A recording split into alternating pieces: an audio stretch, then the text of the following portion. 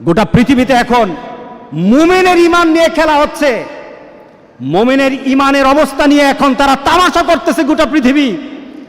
ওরা টেস্ট করতেছে মুমিন কি জীবন্ত মুমিন না মুমিনগুলি মরা মুমিন। গোটা পৃথিবীর ইহুদি খ্রিস্টান আর হিন্দুরা এখন পরীক্ষা করতেছে আমাকে। এটা আমার রাসূলের কথা। মরে দেখো তোমার শান, তোমার মর্যাদা, তোমার অবস্থান, তোমার ক্ষমতা, তোমার অর্থ, মরে দেখো। তুমি যদি নিজের জীবনকে মূল্যায়ন করতে না পারো, আল্লাহ যেটা বলেছেন ইল্লাল্লাযীনা আমানু, যদি ইমানদার না হয় মরো, তুমি কতটুকু ক্ষমতা, তোমার কতটুকু অর্থ, তোমার কতটুকু গাম্ভীর্যতা, তোমার কত মর্যাদা। ফেরাউন, সাদ্দাত, নমরুদই তো দুনিয়াতে থাকতে পারে নাই। কথা ঠিক আছে কিনা বলেন?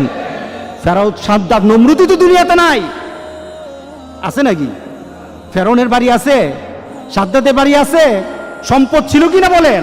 সবই তো ছিল, কিন্তু তারা কি লাভবান না ক্ষতির মধ্যে আছে? ক্ষতির মধ্যে আছে। আল্লাহু আকবার, আল্লাহু আকবার। ইল্লাল্লাযীনা আমানু, যারা ঈমানদার, আল্লাহ বলেন তার কোনো ক্ষতি হবে না। একটা মুমিন যদি চিন্তা করে আমি এখানে কেন আসলাম, কেন এলাম পৃথিবীতে, আমাকে কি করতে হবে, আর আমার পরবর্তী ডেস্টিনেশন কোথায়, আমি পরবর্তীতে কোথায় যাব, এই তিনটা চিন্তা কোনো বান্দা যদি ধারণ করে, আল্লাহ সুবহানাহু ওয়া তাআলা তার আখিরাতকে গুছিয়ে দিবেন। আমাদের জীবনটা কেমন, আমাদের জীবনটা সম্পর্কে আমরা কি চিন্তা করতে পারি?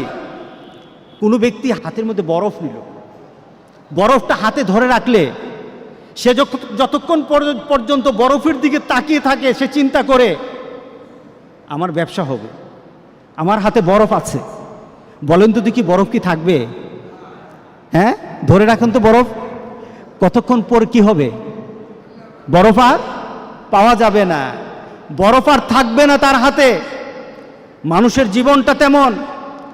আপনি বরফ হাতে নিয়ে রেখেছেন, আপনার জীবনটা একটা বরফের মতো, হাতে বরফ, আপনার বরফ কিন্তু গলে যাচ্ছে। কিভাবে যাচ্ছে? এক একটা মুহররম মাস চলে আসে, 1441 সাল ছিল, চলে গেছে, বরফ গলে গেছে। 1442 সাল এসেছে, আনন্দ হওয়ার কিছু নেই, বরফ কিন্তু গলে গেছে। সুবহানাল্লাহ, আপনার বরফ কিন্তু গলছে। একজনকে বলা হলো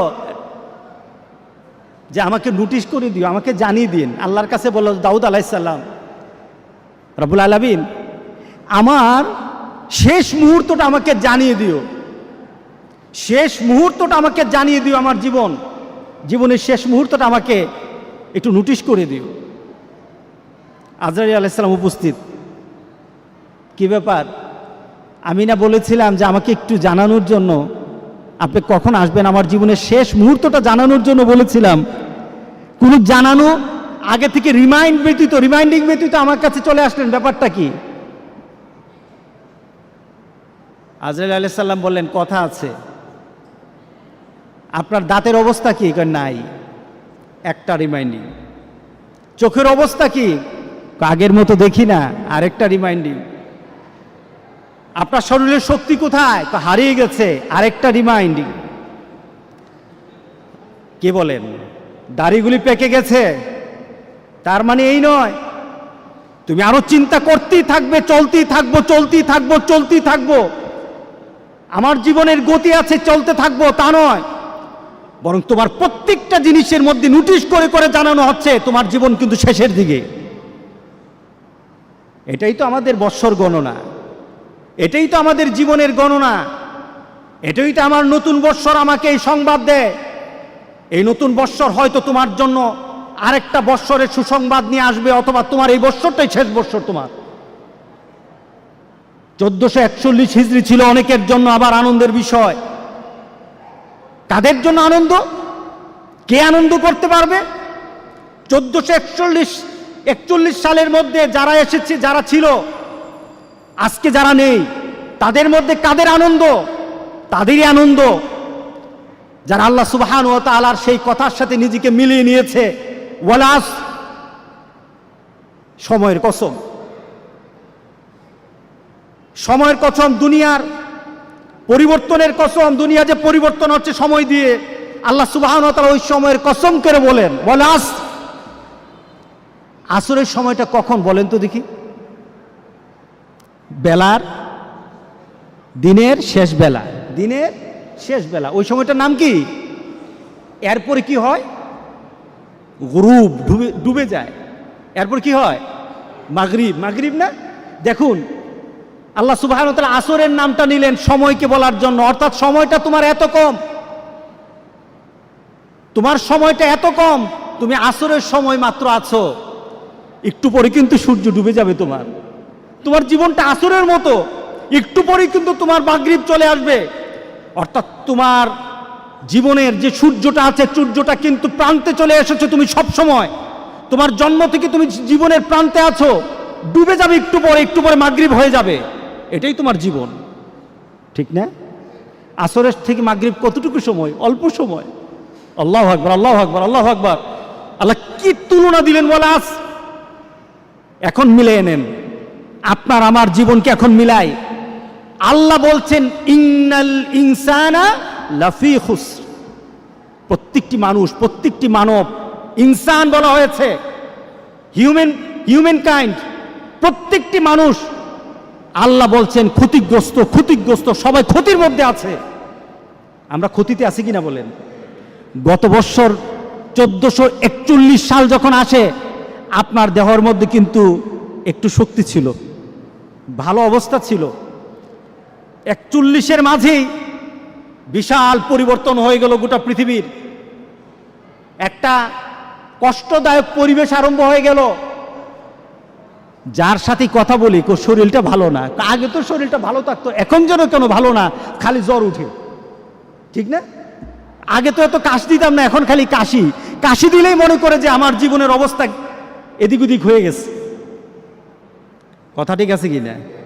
তার মানে কি, আপনি 1441 সাল থেকে এখন আপনি এমন জীবনে চলে আসছেন, আপনি নিজেকে প্রশ্ন করে বলতেছেন আমি ক্ষতিগ্রস্তের মধ্যে, আমার দেহ নষ্ট হয়ে যাচ্ছে, আমার দেহের পরিবর্তন চলে আসতেছে, আমি দুর্বল হয়ে যাচ্ছি, আমার চিন্তা চেতনায় দুর্বল হচ্ছি, আমার ভাবনাতে দুর্বল হচ্ছি, আমি আমলে দুর্বল হয়ে যাচ্ছি। আগের মানুষগুলির আমল শুনলে চোখে পানি চলে আসে, আমি করতে পারছি না, আমি ক্ষতিগ্রস্ত। কে বলেছেন? আল্লাহ সুবহানাহু ওয়া তাআলা বলেছেন ইন্নাল ইনসানা লাফি খুসর। পড়েন ইন্নাল ইনসানা লাফি খুসর। আল্লাহ বলেন না, আমার কিছু কিছু বান্দাকে আমি কিন্তু ক্ষতির মধ্যে ফেলে দেব না। আমরা কি পড়তে চাই বলেন তো দেখি? আমরা কি পড়তে চাই যে আল্লাহ বলেছেন আমার কিছু বান্দাকে, তার জীবন, তার যৌবন, তার জীবনের সকল কর্ম, তার আখিরাতকে আমি ক্ষতিগ্রস্তের মধ্যে ফেলে দেব না? আল্লাহু আকবার বলি। আমি তাকে ক্ষতি করব না, দুনিয়া তো ক্ষতি করব না, আখিরাতও তার ক্ষতি হবে না। ইল্লাল্লাযীনা আমানু ওয়া আমিলুস সালিহাত। মিলাই নেন, ঈমান, যার ঈমান আছে। কি আছে বলেন? আমাদের ঈমান আছে কিনা বলেন? আছে, আলহামদুলিল্লাহ। ঈমানটা কেমন?